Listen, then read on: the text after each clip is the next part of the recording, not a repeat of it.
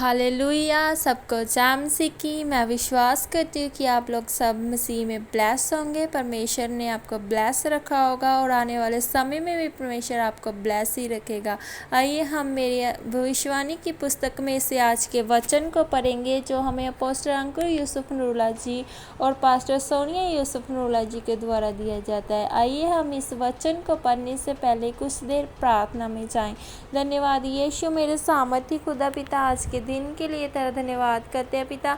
इस सुबह के लिए तेरा थैंक्स करते हैं मेरे परमेश्वर पिताजी। पिता तूने हमसे इतना प्यार किया पिताजी, हमें अभी तक जीवित अवस्था में रखा मेरे परमेश्वर पिता। तेरा धन्यवाद करते हैं पिता, क्योंकि कई लोग ऐसे हैं पिता जो आज की सुबह को नहीं देख पाए मेरे सामर्थी खुदा, पर तू हमसे इतना प्यार किया पिताजी, हमें अभी तक अच्छी है जीवित रखा मेरे परमेश्वर पिता। तेरा धन्यवाद करते हैं पिताजी।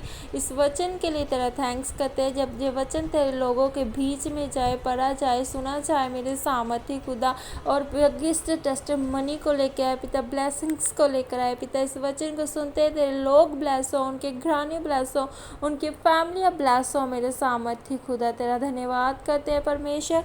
आगे के समय को पिता तेरे हाथों में सौंप देते हैं, तेरे वचन को तेरे हाथों में सौंप देते हैं पिताजी।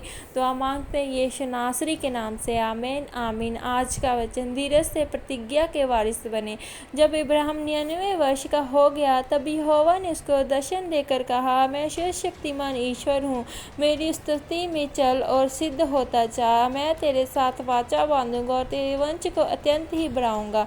उत्पत्ति 17 की 1 और 2। मेरे प्रियो, बाइबल बताती है कि जब इब्राहिम 99 वर्ष का था तब परमेश्वर ने उसको दर्शन देकर कहा था कि मैं सर्वशक्तिमान ईश्वर हूँ, मेरी स्तुति में चलता जा और सिद्ध होता जा। मैं तेरे साथ वाचा बांधूंगा, तेरे वंश को अत्यंत बढ़ाऊंगा।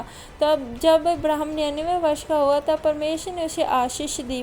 इब्राहिम एक बार भी परमेश्वर के आगे कुरकुराया नहीं, वह परमेश्वर की आज्ञाओं को मानता रहा, क्योंकि इब्राहिम धीरज रखने वाला व्यक्ति था।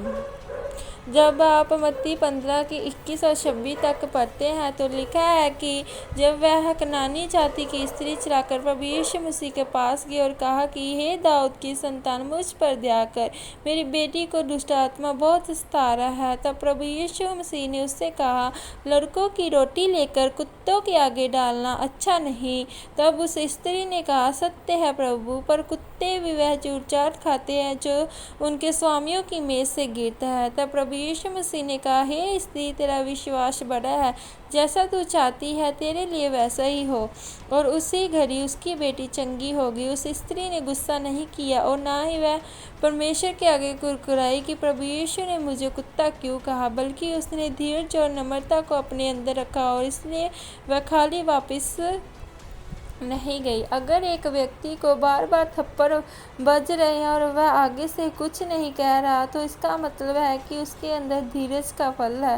बाइबल कहती है कि धीरज से तुम अपनी प्रतिज्ञाओं को पूरा होते हुए देखोगे। बाइबल में याकूब 1:4 में लिखा है कि धीरज को अपना पूरा काम करने दो कि तुम पूरे और सिद्ध हो जाओ और तुम में किसी बात की घटी न रहे। धीरज से आप उस बुलाहट को पूरा कर सकते हो जो परमेश्वर ने आपको दी है। धीरज आत्मा का एक फल है। ये फल आपको परमेश्वर से मांगना नहीं पड़ता, ये आपके अंदर होता है, लेकिन इसे इस्तेमाल करना आपके हाथ में है।